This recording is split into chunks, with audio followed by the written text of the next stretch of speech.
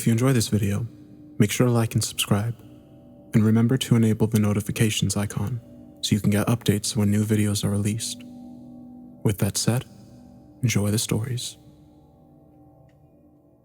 The Faces in the Night. The storm seemed to come out of nowhere, the beautiful day quickly turning dark as night. Ugh, I sure hope the power doesn't go out or I'll never get any work done, I thought to myself. Who was I kidding though? I was alone for a change, and work was the last thing on my mind. Oh, finally a day to myself. I almost forgot what it feels like. I whispered as I sat down on my couch. No wife or kids home to bother me, I could finally relax. I must have fallen asleep, but I can't say for how long. The next thing I remember, I was woken by a loud crack of thunder. I opened my eyes and sat up as fast as I could, only to realize the lights were out. Oh, well that figures, I thought to myself. Just then, my dog jumped onto the couch with me, nearly giving me a heart attack. God, dog, you scared the piss out of me, I said out loud while he whimpered, obviously scared of the storm. Well, hold on, guy. I gotta go find a flashlight, I said as I got up from the couch and walked into the kitchen. When I entered the room, out of instinct, I flipped the light switch. The light turned on. The hell? I swear I didn't turn the light off. I thought to myself as I was frozen in confusion and fear. I said to the dog, guess I must have been sleepwalking again. Great. The doctor said this new medicine would help. What a load of crap.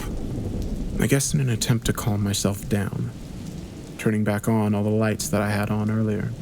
And sure enough, each switch was flipped. When I entered the dining room, I realized the chairs were all pushed back in the proper way. Okay, this is weird. I know I didn't do this. I ate and went into the living room to relax. I was too busy being lazy to care about cleaning up after myself, but nobody would break into a house, turn off all the lights just to clean up and leave. I was starting to freak out then, so I locked the doors and sat down in the living room to take some of my panic attack medication. Deep breaths. Oh, it's just you sleepwalking again, man. Calm down. Nobody broke in. Wouldn't even make sense. And it wouldn't even make any sense. There's nothing's even missing. I remember saying to try to calm myself down. It didn't help though. I felt the panic attack coming on, and my medication never did anything. I lay down in an attempt to calm myself while repeating the words, nothing's wrong. But just when I felt the edge of my panic was in sight, a loud noise came from upstairs. Oh, how did I forget about upstairs? I jumped off the couch, now trembling with fear, not sure of what to do. I pulled a chair up against the stairway door, hoping to keep it shut. I ran into the living room to call the police, but as soon as I got there, the power went out. Oh my fucking God. I remember almost screaming out loud. I grabbed the home phone, but of course, the line was dead. I was too panicked to remember where my cell phone was. I was shaking and crying in pure fear. That's when I looked up and out the window and saw a man's face looking at me. My heart almost dropped. I just remember running into the most secure room in the house, the bathroom. I locked the door from the inside and just curled into a ball in the corner. In the darkness of that room, all I could picture was that man's face. Just faces in the darkness. That's when the pounding started. Banging on the front door, trying to break in. I thought they were yelling something, but I couldn't understand it over the sound of my heart beating. I remember hearing crying. Then I saw a new face. It wasn't the man's, it was right next to me. I didn't know what to do, so I just began attacking what I thought it was out of fear. I heard the man break in, finally get past the front door and run to where I was hiding. The last thing I can remember is when he hit the bathroom door, and that's it.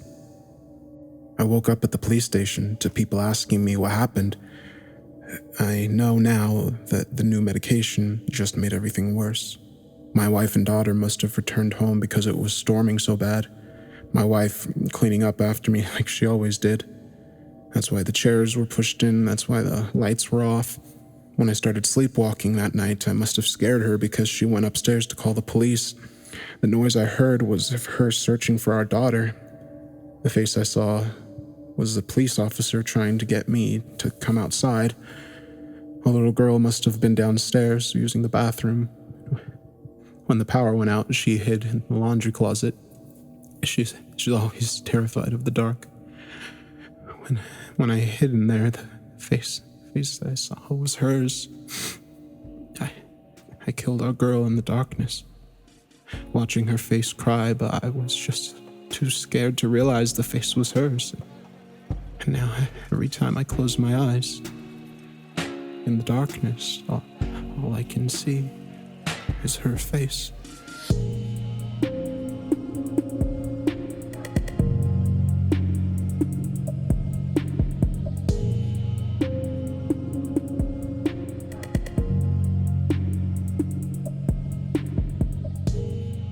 Fears. We all have different fears as children. Sometimes you grow out of them, other times they follow you to adulthood. No one goes through life without any fear because it shapes who we are and what we become. I'm afraid of silly things, such as the dark, mirrors, and what follows close behind me in the dark. We've all experienced the feeling of being watched, but do we always dare to turn around? When we do turn around, what do we see? What do we fear seeing? I recall this one night I spent home in my apartment. It was a pretty calm November evening. Not too much was going on in the neighborhood. My upstairs neighbors had just quieted down, so it was just the silence and I. I was up late, working on a gift for a close friend of mine. I was making her a Legend of Zelda bleached t-shirt. I thought the idea was pretty creative, so I decided to try it out as a gift idea since Christmas was right around the corner. The time was about 11 o'clock in the evening, and I'd about half of my friend's gift done. I had gotten very thirsty and needed to empty my bladder. I've always felt uneasy being alone because I was usually never alone. So leaving my room at night was a nerve-wracking thing for me. Opening the door filled me with terror because there is a small chance that I could come face to face with the thing that follows me in the darkness. One swift turn of the handle and the door unlatches.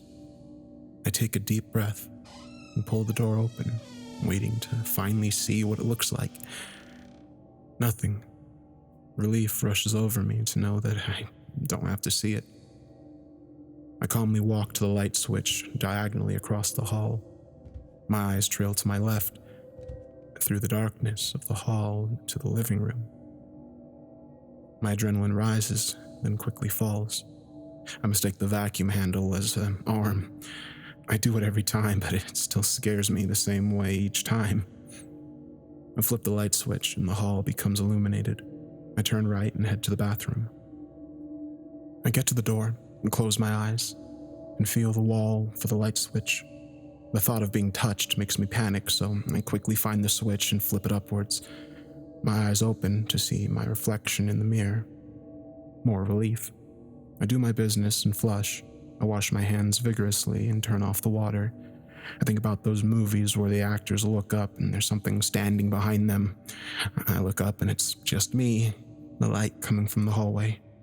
I dry my hands and turn around to walk out the door. I stop with my hand on the light switch and look behind me at the mirror. My reflection is mimicking me just as it should. I shut the lights off and head to the kitchen. I reach the kitchen in about 10 steps. I open the fridge and browse through some of the things that I have in there to munch on. I grab a water and stand up, turn my head towards the door, and I see something move through my peripheral vision. I brushed it off as best I could and turned the kitchen and hall lights off. I kept my eyes focused on the light coming from my room. The hair on the back of my neck rises as I step foot into my room. Safety and security surrounded me. I start to close the door. About halfway, the porcelain mask-like face starts to slowly creep around the doorframe. It slowly turns towards me, with empty eyes, stares right at me. I shut the door completely and pretend I didn't see it. Like I have in the past, before that night, and like I do every night. since.